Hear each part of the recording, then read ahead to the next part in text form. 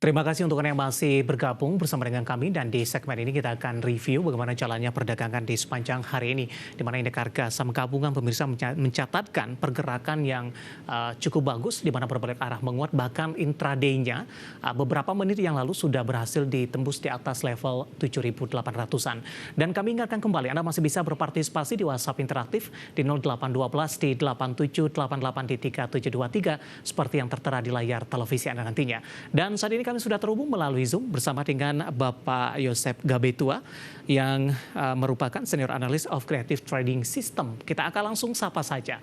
Pak Yosep, selamat sore. Apa kabar, Pak? Selamat sore, Mas David. Kabar baik. Terima kasih Pak Yosep sudah meluangkan waktu di IDX Channel.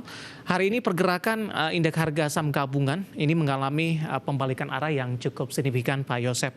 Tadi sempat tertekan ke 7.731, intraday hari ini sempat ke 7.801. Bagaimana Anda melihat pencapaian yang terjadi untuk indeks harga saham gabungan di sepanjang perdagangan hari ini? Kabar baik tidak Pak, ketika sebelumnya sempat melemah ke 7.400-an, sekarang sudah sempat menyentuh di 7.800-an kembali. Oke, jelas kabar baik kalau misalnya kita ngelihat dari IISG sendiri. Jadi sepekan terakhir itu tuh sebenarnya inflow dari investor asing itu udah mulai banyak ke saham-saham perbankan, termasuk ke infrastruktur juga seperti Telkom dan Astra kayak gitu. Jadi udah dari segi investor asing pun sebenarnya udah mulai terlihat ada optimisme. Sebelumnya memang banyak banget tuh outflow dari investor asing ke saham-saham di sektor perbankan. Sekarang udah kembali lagi, satu-satunya perbankan yang dalam sepekan terakhir masih dijual itu cuman Bank BRI. Kayak gitu, sisanya itu udah inflow. Bank Mandiri, BCA itu udah inflow. Dan kalau misalnya kita melihat spesifik ke hari ini, sebenarnya kita bisa cek ini cukup unik lah, dan mungkin beberapa hari terakhir juga bursa kita udah cukup sering melihat hal seperti ini.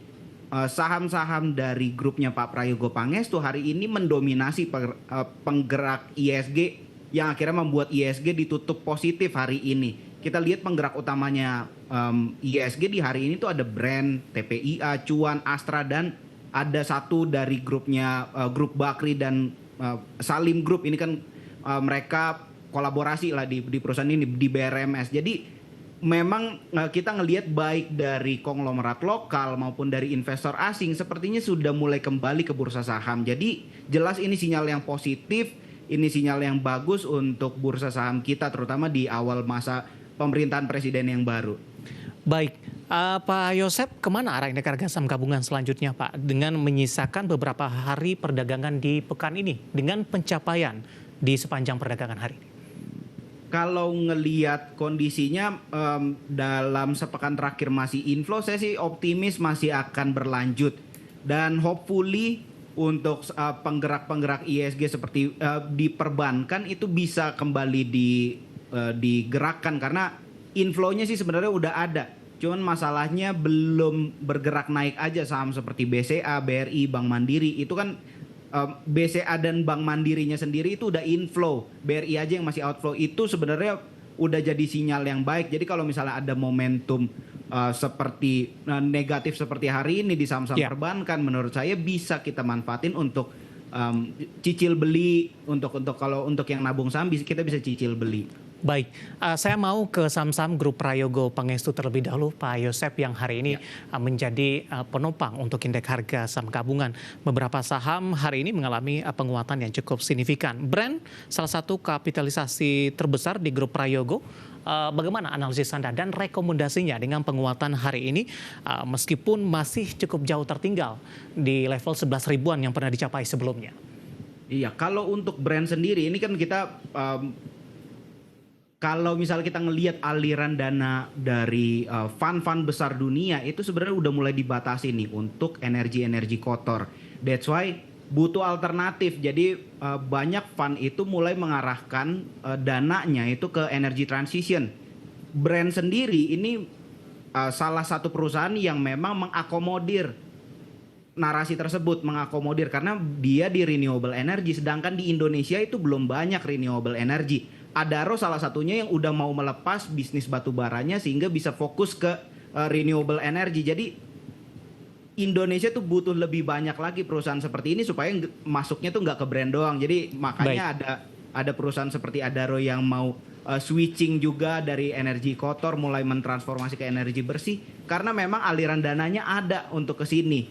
Cuman perusahaannya yang belum banyak. That's why saham-saham seperti brand ini jadi naik seperti itu. Oke, bisa kita analisis langsung secara teknikal Pak dengan pencapaian hari ini. Rekomendasi Anda seperti apa? Justru kalau brand sebenarnya ini saya cukup suka nih posisinya sekarang karena dalam beberapa waktu terakhir ini mulai dari isu FTSE Russell brand dikeluarkan dari FTSE Russell itu kan harga sahamnya turun ke level 6.700-an.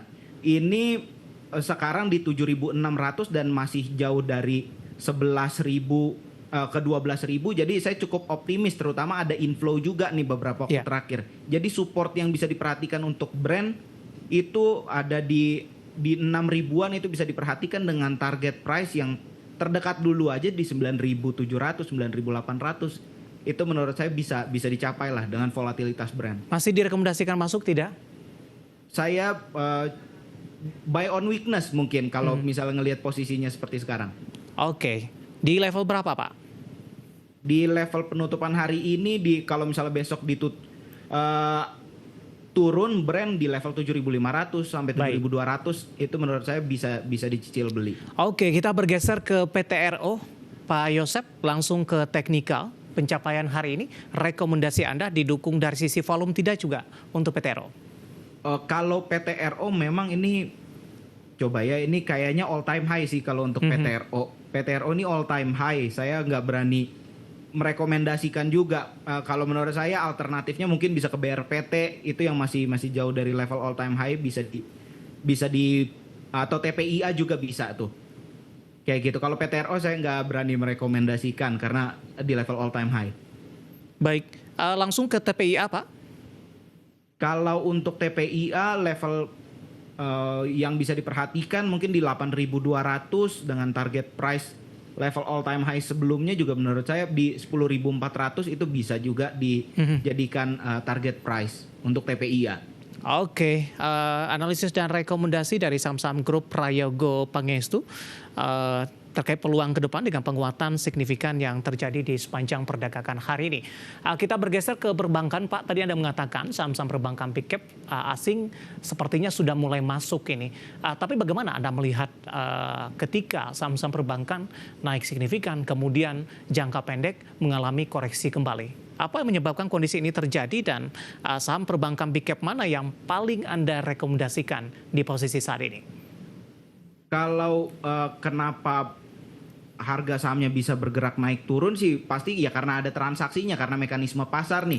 Transaksinya bisa bergerak naik turun dalam jangka pendek. Kalau jangka panjang ya mungkin kita bisa pakai variabel yang lain, tapi kalau jangka pendek ya pasti karena mekanisme pasar transaksi jual beli dari investor asing yang terjadi. Dan kalau misalnya di posisi sekarang sebenarnya Bank Mandiri dan BNI itu masih lebih menarik ketimbang BCA. Satu, inflow-nya sama-sama besar untuk ketiga bank ini, cuman posisi diskonnya itu memang Bank Mandiri dan Bank BNI itu diskonnya masih jauh lebih besar dari level all time high-nya ketimbang BCA. BCA ini kan baru turun sedikit banget dari level all time high-nya. Jadi saya preferensi pribadi itu saya lebih ke Bank Mandiri dan Bank BNI. Baik, kita ke Bank Mandiri terlebih dahulu.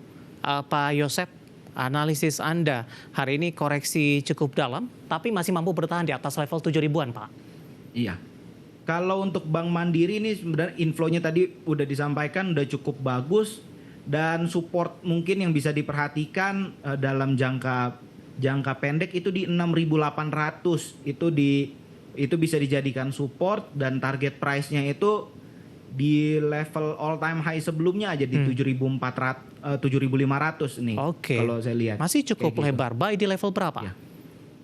Di level penutupan hari ini, dan kalau misalnya besok masih diskon juga menurut saya masih cukup menarik. Baik. Kemudian untuk BBNI Pak, hari ini daya tahannya cukup tangguh jika dibandingkan dengan perbankan big cap lainnya, sempat tertekan, tapi dominan bergerak di zona hijau 5650 penutupan. Iya, kalau untuk Bank BNI sendiri eh, untuk support yang bisa diperhatikan itu di 5.300, 5.400 lah, 5.400 itu bisa diperhatikan, dengan target price-nya ngelihat inflow-nya yang masih cukup besar itu di 6.100 sepertinya masih mungkin tercapai. Baik, kebetulan sudah ada pertanyaan masuk di WhatsApp interaktif kami, Pak Yosep ini menanyakan saham Bank BBRI ini Pak. Saya akan coba sapa, ada Bapak Victor dari Malang. Terima kasih juga sudah bergabung, menanyakan saham BBRI bisa masuk di harga berapa, support dan resistennya? Sebenarnya kalau BRI sendiri ini kan mayoritas harga sahamnya ini, mayoritas transaksinya ini digerakin sama investor asing. Investor asing masih outflow di posisi saat ini walaupun udah sedikit mereda.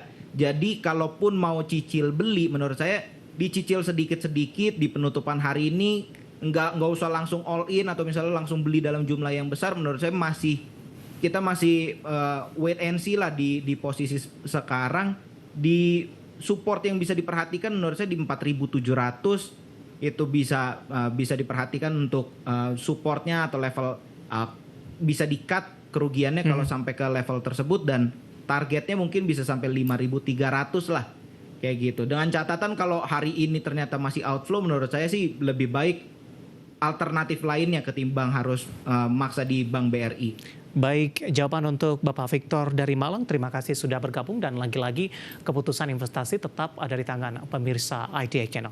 Pak Yosep, tinggal menghitung hari mungkin untuk saham perbankan big cap akan merilis kinerja mereka. Ada bayangan tidak Pak dari posisi teknikal di tengah penantian laporan kinerja di kuartal ketiga di 2024? Oke, ya sebenarnya kalau ngelihat dari outflow-nya sebenarnya kita bisa ngelihat optimisme dan pesimisme dari fund besar tuh seperti apa. Kalau misalnya kita ngelihat dari kondisinya seperti ini, ada kemungkinan, ada kecenderungan mungkin laporan keuangan dari BRI yang sedikit di bawah harapan dibanding 3 perbankan yang lainnya. Mungkin itu yang bisa saya sampaikan kalau melihat dari transaksinya. Pak Yosep, kita hold terlebih dahulu Pak. Saya akan coba sampaikan update penutupan perdagangan di sesi kedua hari ini dan juga beberapa informasi grafis yang berhasil dihimpun oleh tim redaksi kami. Dan pemirsa indeks harga saham gabungan di penutupan perdagangan di sesi kedua hari ini ditutup menguat di zona hijau, penguatannya lebih ke arah terbatas di 0,21% dan ditutup di level 7.788,983. Dan kabar baiknya adalah secara intraday di sepanjang perdagangan hari ini, indeks harga saham gabungan sudah berhasil menembus kembali ke level 7.800-an ini. Uji resisten tadi di 7.801,404 pemirsa. Untuk indeks harga saham gabungan level terendah di 7.731,961. Langsung saja kita beralih ke grafis yang pertama pemirsa, kita akan coba lihat posisi penutupan beberapa indeks lainnya seperti MNC 36, LQ45 dan juga Jakarta Islamic Index. Dapat Anda saksikan grafis di layar televisi Anda. MNC 36 ditutup melemah di 0,54%, Jakarta Islamic Index menguat di 0,34%, sementara LQ45 ini melemah di 0,73%, sementara level masing-masing indeks dapat Anda saksikan grafis di layar televisi Anda. Rotasi pergerakan sektoral di penutupan sesi kedua hari ini, ke grafis selanjutnya, energi masih memimpin penguatan di 1,36%, industri juga menguat di 1,08%. Ada Astra hari ini yang menjadi motor penggerak sektor ini. Properti berbalik melemah di 0,23%, keuangan hari ini melemah di 0,08%. Kita beralih ke grafis selanjutnya, saham-saham hari ini yang menjadi penopang indeks harga saham gabungan. Ada Astra International, sudah berada di 5.200-an, tepatnya di 5.275. Selanjutnya ada Gotoh, hari ini menguat ke Rp72 per saham, level intraday tertinggi dalam beberapa bulan terakhir. BRMS masih melaju kencang pemirsa di 378, dan Brent tadi pun juga sempat kita ulas di 7.625. Kita beralih ke grafis yang terakhir, saham-saham hari ini yang menjadi pemberat isi oleh saham-saham perbankan big cap dan juga infrastruktur telekomunikasi. Ada BBCA melemah ke 10.500, BBRI tertekan ke 4.900, BMRI melemah di 7.075 dan Telkom tertekan tapi masih mampu bertahan di atas level 3.000-an, tepatnya di Rp3.010 per sahamnya. updatean penutupan perdagangan di sesi kedua hari ini dan semoga bisa menjadi referensi untuk Anda terutama dalam menghadapi perdagangan di keesokan harinya.